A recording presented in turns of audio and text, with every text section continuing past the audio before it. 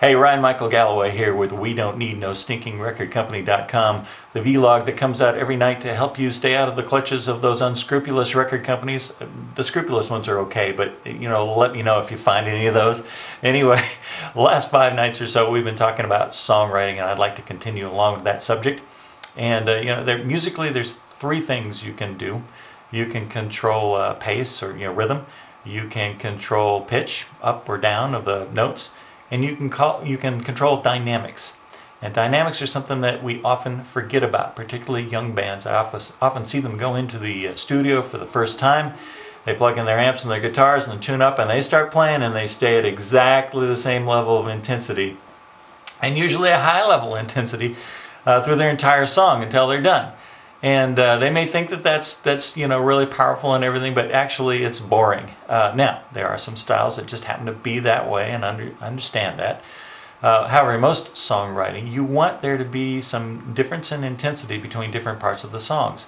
Most commonly, in a verse-chorus kind of song, that would be between the verse and the chorus. And sometimes the bridge even has a different intensity from some things. So, how would you do that? I want you to think of when you get up to that chorus in your writing, and you come up particularly a line that really says what you really want to say, the one that names the song, encapsulates the whole idea, that hook line, what does it feel like? Does it feel like you want to cry it or scream it out?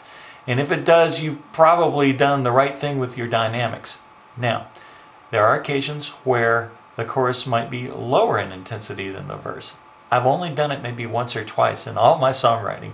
It doesn't work very often, but it does make a change, and it does give the audience something different to experience other than the same monotonous volume all the way through. Also, the one thing that can kind of affect those dynamics is how high you have to strain to sing. So particularly if your singer's right up the edge, maybe a third below where they would normally kind of break right at the top end of their range, if you place the hook that they're singing or the chorus lines that they sing in that range, it will come out maybe a little strident sometimes, but it definitely is a push. I'm thinking of maybe Sting does that sometimes. But anyway, so I want you to think about dynamics in your songwriting, and if you do that in your songwriting and they bring it into the studio, it's very easy to reinforce it with the arrangement. With playing the drums and the guitars louder, with bringing in strings if you like orchestra or whatever, to make a difference between different parts of the song. I am Ryan Michael Galloway. I hope that helps your songwriting. I'm from We Don't Need No Stinking Record Company.com.